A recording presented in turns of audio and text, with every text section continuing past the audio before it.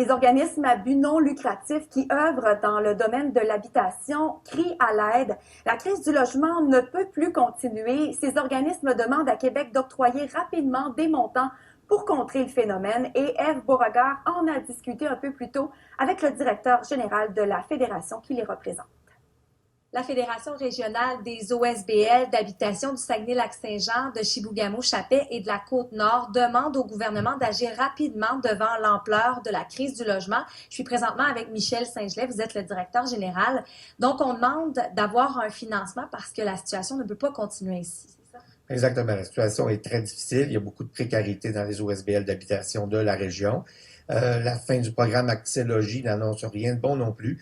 Le développement des unités d'hébergement social communautaire qui est demandé, c'est 5000 unités par année pour les 10 prochaines années. Avec la fin du programme Accès Logis, avec la situation actuelle dans nos résidences, dans nos organismes en hébergement, on demande une action gouvernementale. Il faut injecter de l'argent absolument. Avec l'inflation, la hausse des taux également, ça commence à être inquiétant. C'est inquiétant. La nourriture, on le sait, a bondi. Le coût en énergie a augmenté aussi. La hausse d'évaluation des bâtiments, des taxes, tout ça amène une pression qui est très forte sur nos organisations. On parle d'organismes avec des bénévoles qui sont inquiets, qui sont épuisés.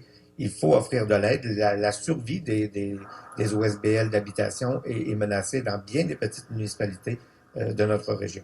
C'est pas la première fois qu'on parle de cette crise du logement. Là, on parle vraiment d'un cri du cœur. Oui, il faut poser un geste. Il faut poser un geste rapidement. Les personnes qui demeurent dans nos résidences pour personnes âgées ou SBL d'habitation ont des craintes. Est-ce que leur résidence va fermer? On a eu des exemples à Sainte-Monique-au-Lac-Saint-Jean. On a eu des exemples aussi sur la Côte-Nord, dans le coin de Sacré-Cœur. Il n'y a aucune aide gouvernementale pour les OSBL d'habitation communautaire. Alors, c'est les seuls groupes, je crois, au Québec qui n'ont pas de soutien à la mission. Il faut une aide immédiate, il faut une aide urgente pour assurer la pérennité du logement social partout au Québec.